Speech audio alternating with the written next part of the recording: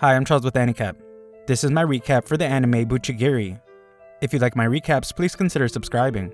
The story begins as some spineless and cowardly nerd named Ara practices talking to girls in a mirror.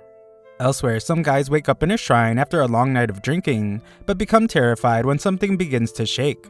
One of these losers thinks it might be the legend of what they call a honkai person being sealed there, but they don't stick around to find out when they hear a growling noise. A honkai person is defined as one who finds a heart that doesn't flee. In the age of samurai, fighters who threw away their sword and put down their helmet emerged. These fighters fought to reach the top with nothing but their honkai, so they are known as honkai people. Ara arrives at his first day at school, where he is told that the Minato Kai and Shiguma squad compete against each other for the top spot. This is clearly demonstrated outside as two students fight it out. It's clear that Ara couldn't be less interested in all the fighting, and he only wants to know if there are any cuties in his class. The instructor inappropriately assures him that there are, but Ara quickly finds out that his class is actually filled with some dangerous looking guys.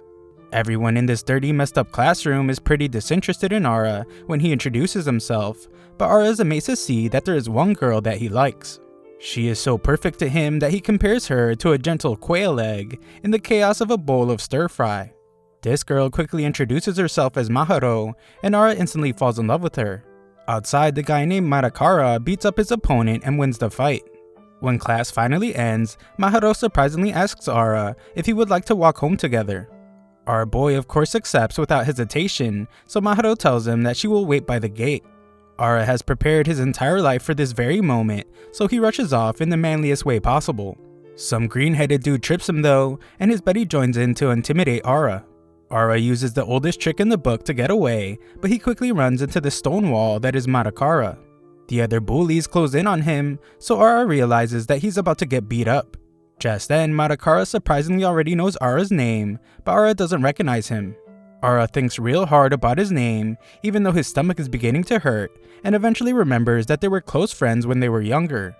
Ara seemed to be like an older brother to Madakara, and Madakara couldn't be happier to see him after 5 years.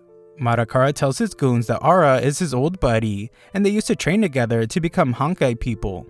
He explains that Ara was always really strong, but the goons don't see it. Madakara wants him to hang out with them, but Ara doesn't seem to share the enthusiasm for meeting again, and leaves. Ara thinks that he has some seriously bad luck for seeing Madakara again. He rushes off to meet with his future wife, but unfortunately she is long gone. The dweebs from earlier eat at the restaurant Ara lives in, and he tells his nosy mom that he met a nice quail egg. Ara takes over the kitchen for a while, and overhears the guys talking about what might have been sealed in the shrine.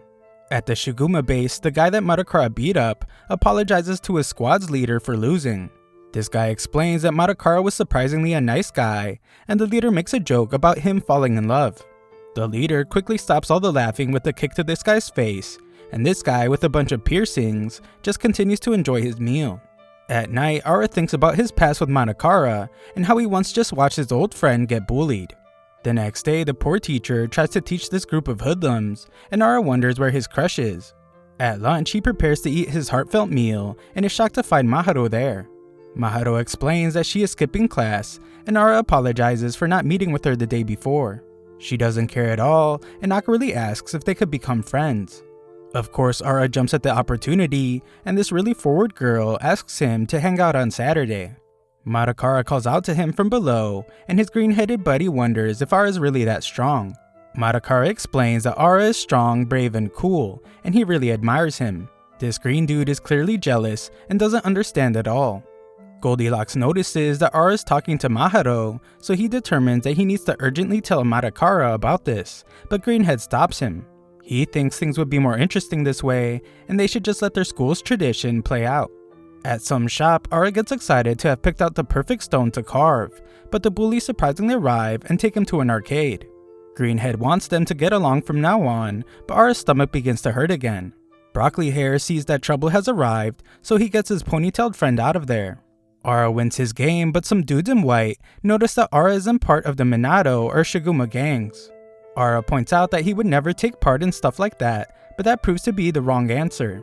These guys can't believe that he would just walk in the arcade so comfortably without being part of a gang, and point out to him that this is their turf. Ara tries to get away, but the guys stop him as he is their 100th catch. Ara does manage to get away, albeit without most of his clothes, but the guys continue to chase him as they want to rob him of everything. His so-called new friends have a good laugh, and Greenhead realizes that he was right, and Ara isn't tough at all. With few places to run, Ara finds himself taking shelter inside the shrine. As the bullies try to break in, Ara knocks over one of the sealed boxes, and a mysterious gun pops out. The bullies eventually barge in, so Ara takes the gun to threaten them with. These guys laugh at the old broken down gun and approach him anyway. Ara fires the mysterious gun, but it ricochets all over the place, and the bullet just ends up hitting him in the head. The bullies think he is a goner, so they get out of there, but Ara eventually wakes up. The bullet seems to be lodged in his head, and a strange mist comes out of it. Just then, a small tornado forms, and a magical being called a Majin appears before Ara. This Majin's name is Senya, and he offers to grant Ara a wish. Ara is too terrified to even say a single word, so Senya quickly determines that he is some kind of wimp. Senya wonders if this is just another miss, but asks Ara again for his wish. Ara finally begins to understand what's happening, and Senya assumes that the boy will want wealth, honor, or power. Ara hardly needs any time to think about it, and instantly wishes to develop plot with the girl for the first time. Senya surprisingly understands why a young boy like him would wish for this, and offers to merge with Ara in order to make it happen. Ara leaves as he doesn't want to merge with anything, and quickly learns that no one else can see Senya. Back to the goons, they tell Madakara about Ara's pathetic display of his cowardice. Madakara knocks out a few pull-ups, while he explains that Ara's a gentle guy, and he hates fighting. Back at Ara's house, Senya complains about the stupid plot of some soap opera. Ara does some research and wonders if Senya could just be his imagination. Sometime later, Ara carves the stone he bought to make it into a gift for Maharo. Senya offers some advice on giving a better gift, but Ara explains that this stone will protect her for eternity. It's a love forever stone, and it will be the key to her heart, but Senya has no clue what this delusional kid is talking about. On Saturday, Ara tries to figure out why the bullet is still stuck in his head, but his caretaker doesn't seem to care about that at all, and just wants to know if he's going on a date.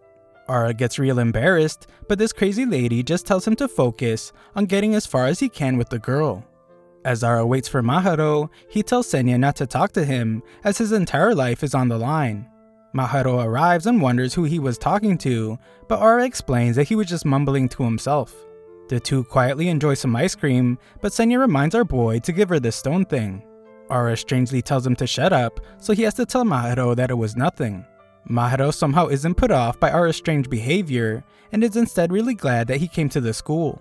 Senya thinks this is the perfect opportunity for our boy to make his move, since if he doesn't do it now, he never will. Senya demands that he not chicken out, so Ara proclaims that he will show Senya how it's done. Maharo hears some pretty strange noises coming from Ara, and it's because his stomach is going out of control. Ara tries to tell her it's nothing, even though he's clearly getting sick, and runs off to handle business. Once Ara finally finishes up, he reveals to Senya that this happens to him every single time. Ara shamefully returns to Maharo, but she is still somehow into Ara, and is just glad that he came back in time. Ara finally finds the courage to give her the stone he made, and she stares at how her name is carved poorly. Ara slowly declares how much he likes her, but he is interrupted by a gang.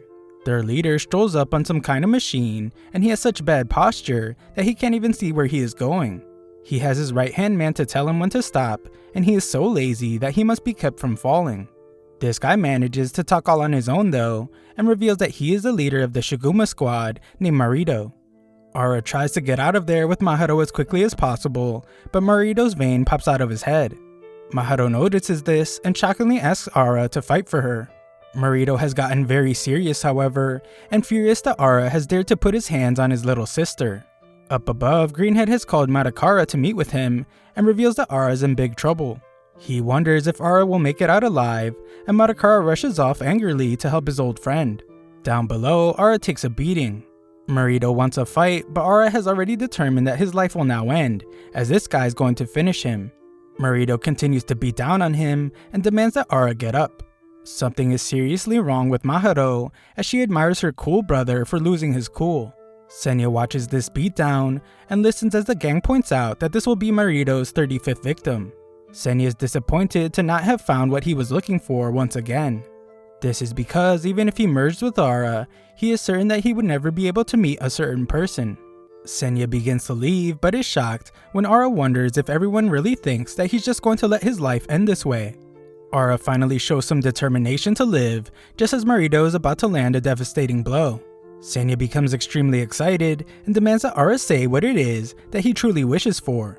Ara prepares to say what he wants, and we see that Madoka is rushing to him. Ara finally gets up and surprisingly still wishes that he developed plot with a girl for the first time. However, this time Ara's body erupts with power, and Senya announces Buchigiri. Ara shockingly stops Marito's kick, and as he prepares a counterattack, it becomes clear that he has merged with Senya. Ara's bicep becomes so huge that it bursts from his shirt, and he lands a devastating punch on Marito. Thanks for watching my recap. Sign up to my free newsletter if you want to show some support to the channel. Link is in the description.